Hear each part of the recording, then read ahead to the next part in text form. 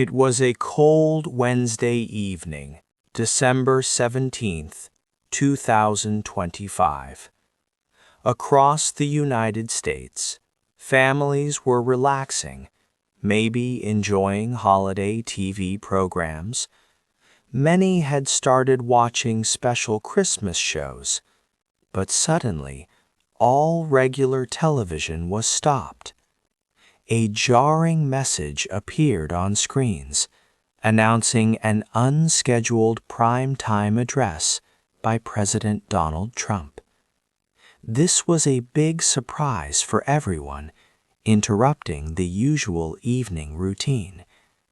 The nation felt very anxious, and a tense atmosphere hung in the air. There were many reasons for this worry.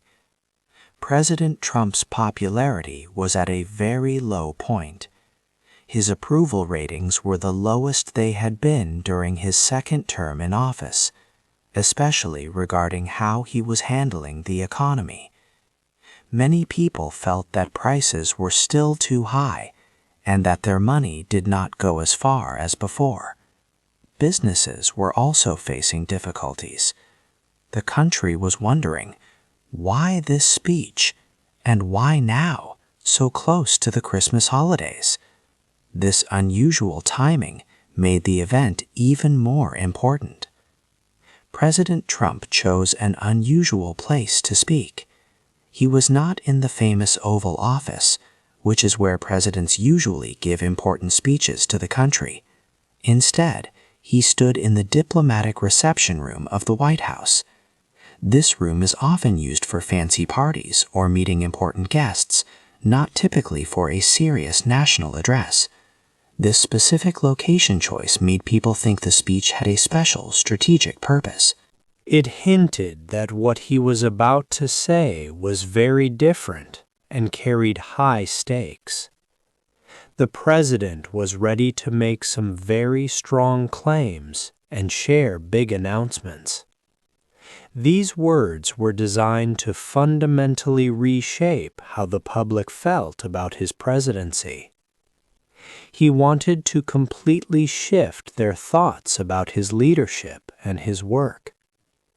But no one knew yet what these bold claims or announcements would actually be. The entire country held its breath, waiting. People wondered if this speech was just a big, desperate gamble, a risky move because of his many problems. Or would it be a very smart plan, a masterstroke of political communication? The nation waited eagerly to hear about the big problems he was facing and what he would say about them. The American people were not happy. Many felt sad about the country's direction. President Donald Trump faced big problems. His overall approval rating was low, at only 39%. On the economy, his approval was even lower, just 31%. This was the lowest it had been during his second time in office. This unhappiness put much pressure on him. Economic issues were the people's number one worry. People worried a lot about their money and jobs. Polling data from late 2025 showed how bad things were. Only 21% of adults thought the economy was good. A much larger group, 2/3 of Americans, believed the economy was getting worse. This made many families anxious about their future. The problems touched everyday life. People were planning to spend much less money for the upcoming holidays, a historic drop. Usually, people feel hopeful before Christmas, but now there was only financial caution. Also, it was harder to find work. The job market was cooling down. The number of people without jobs was the highest since 2021, adding to the general worry. Families felt the pressure of rising costs every day. They saw prices go up for food, gas, and other important items. It was difficult for many to make ends meet. This deep sadness and worry put President Donald Trump in a very hard place. He had a very big political mountain to climb. What could President Donald Trump possibly say in just a 20-minute speech to change such strong negative feelings across the entire nation? He needed to turn things around quickly. But his plan did not start with easy answers or new solutions. Instead, it began with a strong statement, pointing a finger of blame. 3. A story of blame. President Donald Trump began his important speech with a very clear message. He told the nation, "I inherited a mess, and I am fixing it." This was his way of saying that any problems America had were not his fault. He carefully placed the blame on the government that was in power before him. With this idea, he wanted people to see him as a helper, a person ready to solve big problems. This plan was designed to take away any blame from him for the current troubles. He framed every single problem, whether it was about the economy or other issues, as something he received from the past.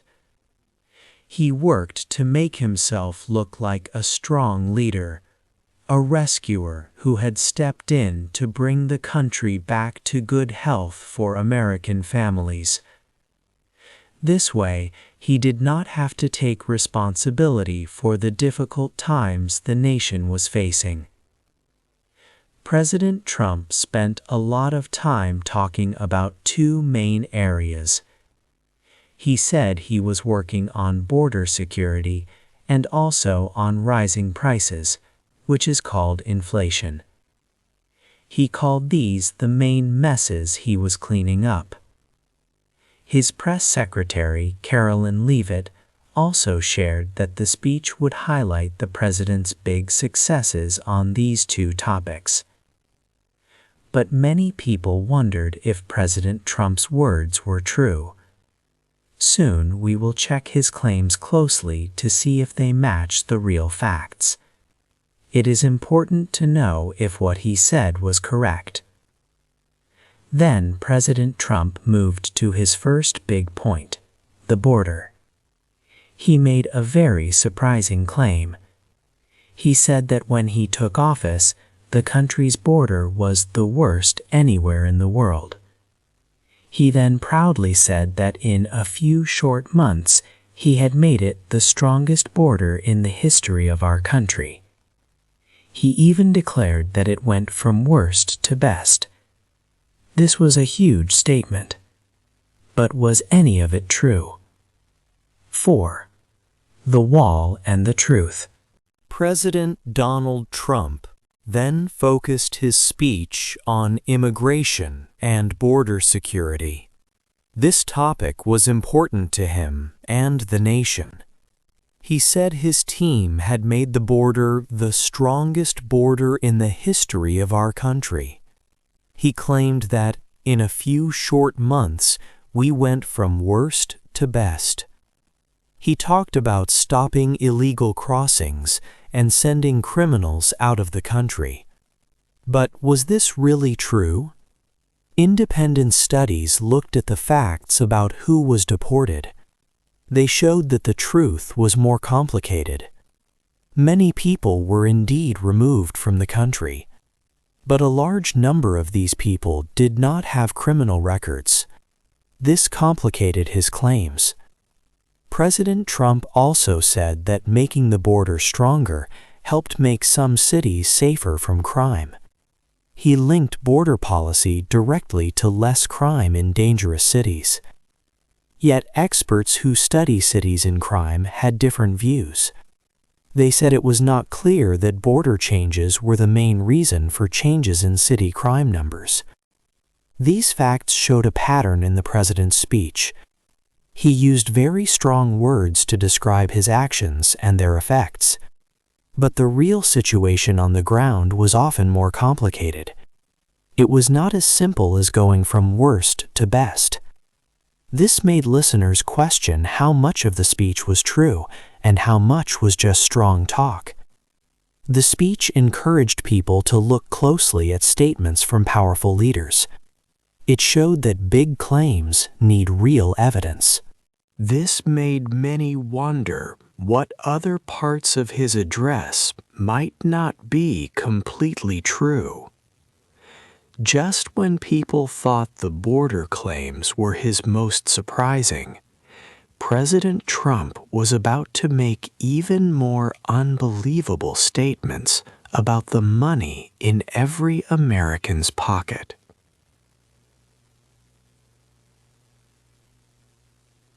Five, promises about money. President Donald Trump then shifted to the economy, the part of his speech many people listened for most closely. He made some very strong and surprising claims about money. He told the nation that inflation, which causes prices to go up, had stopped completely. He insisted wages are up, prices are down. President Trump sounded very sure that inflation was totally neutralized. He painted a picture of a future where the United States was poised for an economic boom the likes of which the world has never seen. These powerful claims were meant to give hope, but they often did not match what many Americans were seeing and feeling.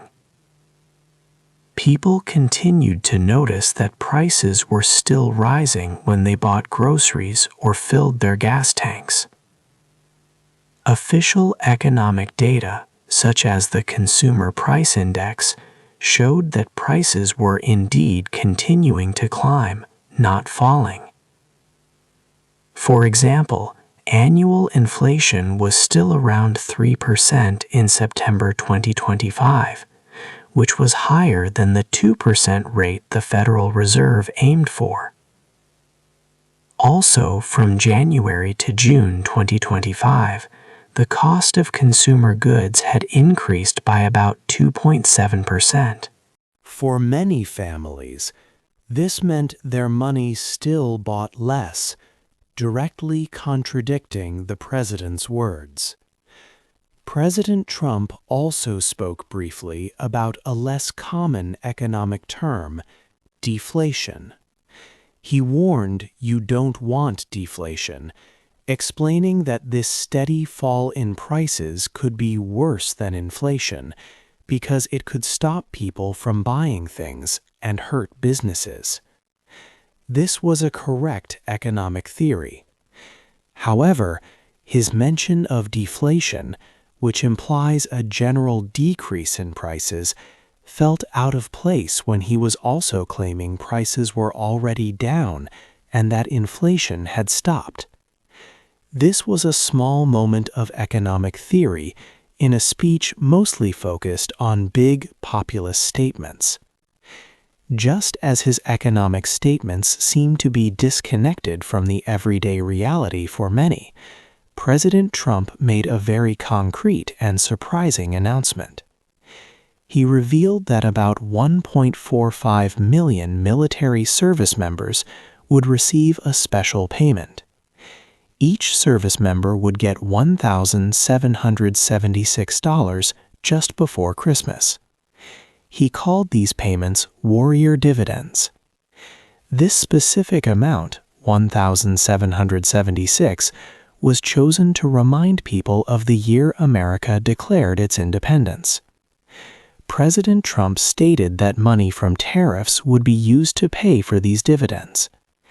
This was a tangible cash announcement that nobody had expected, turning from abstract economic ideas to a direct payment. The President's Gift. President Donald Trump made a big announcement during his speech. He told the nation about a special gift for military service members. Around 1.45 million soldiers, sailors, and airmen would get money. Each person would receive $1,776. The president called these warrior dividends. This payment was a tangible win for many who heard the speech. The number 1,776 was very important. It was the year America declared its independence, making the payment rich with history and meaning. Giving this money right before Christmas also felt like a kind gesture, bringing hope and extra help for military families during the holiday season. It was seen as a strong sign of the president's support for the armed forces, a welcome surprise for many. But after this good news, some people started to ask important questions. President Trump said the money for these special payments came from tariffs. Tariffs are extra taxes placed on goods that come into the country from other nations. Trump said these tariffs were working well, protecting American businesses and bringing in money for the government. However, not everyone agreed that tariffs were a good idea. Expert groups studied these policies carefully. For example, Yale's Budget Lab and the Peterson Institute for International Economics looked at the economic effects. They found that tariffs were slowing down the country's economic growth. They also suggested that tariffs could make prices higher for everyday items, affecting normal families' wallets. So while military families received a gift, others might face hidden costs because of these tariffs. The experts' findings showed that there was a debate about the true impact of the funding. This suggested that the president's gift, while direct and appreciated by recipients, had a price for the rest of the country. But President Trump was not finished with his announcements. He was also preparing to challenge a very important and independent group, signaling his next major area of conflict. 7. New rules for banks and doctors. President Donald Trump also spoke about changing important systems in the country. He wanted to change how the Federal Reserve works. The Federal Reserve is like America's central bank. Its main job is to keep the economy stable and control inflation, usually staying independent from politics. But President Trump said he would choose a new leader for the Federal Reserve. He wanted this new leader to lower interest rates by a lot. Many worried about this idea. The Federal Reserve is meant to be independent from the president. This means it should make decisions about money based on economic facts, not political wishes. If a president could choose someone just because they agreed on rates, it could make the economy less stable. The Fed's independence helps protect the economy from quick political changes. President Trump believed lower rates would help the economy grow. He made it clear any new Fed leader must agree to cut rates. Then, President Trump talked about health care. He criticized health insurance companies. He said that money for health subsidies should go to the people, not to these companies. He thought insurance companies were getting too rich, while regular people struggled with high costs. This idea was popular with many.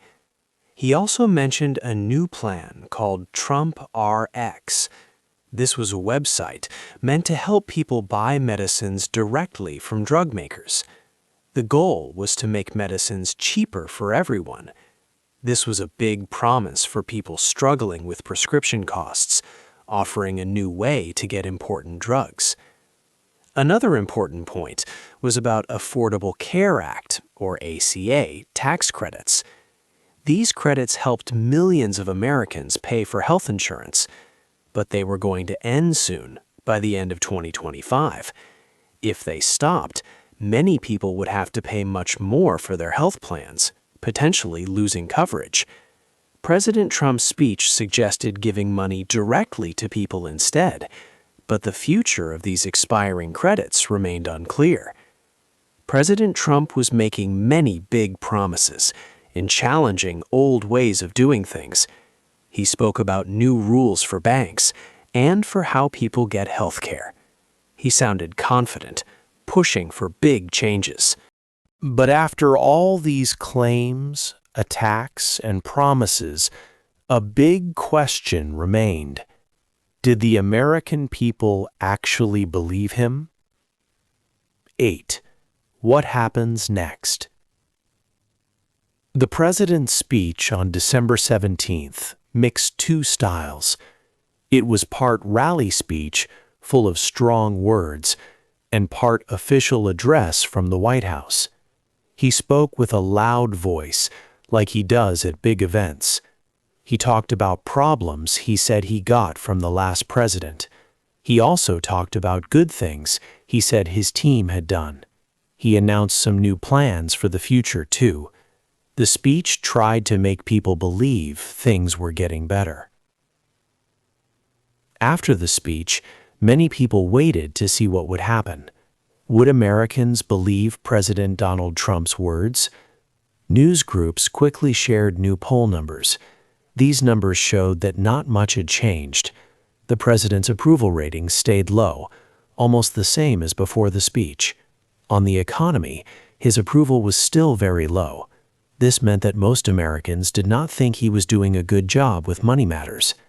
Even with big claims about the border and money and the special 1776 Warrior dividend for military members, people's daily lives were still hard. President Trump said inflation had stopped and prices were down, but many families still felt that groceries and other things cost too much. They saw prices rising, not falling. This was a big problem for the president. His words did not match what most Americans felt every day. This difference between what he said and what people experienced was his biggest challenge. The speech wanted to change the story about his presidency. It aimed to make people feel better about the economy and his leadership. However, it actually showed how much people disagreed and doubted him. It made clear the strong divisions in the country. This skepticism was a big hurdle for President Trump as he looked to the rest of his time in office. The speech did not make his path easier. It showed that he still had a difficult road ahead. What do you think will happen next for President Trump and the country? Will things get better, or will the challenges continue? Hey there! Just a second before you go. If you learned something new today, please give this video a like, write your thoughts in the comments, and subscribe to the channel. It only takes a second, and it really, really helps to create even better English videos for you. Your support means the world. Thank you.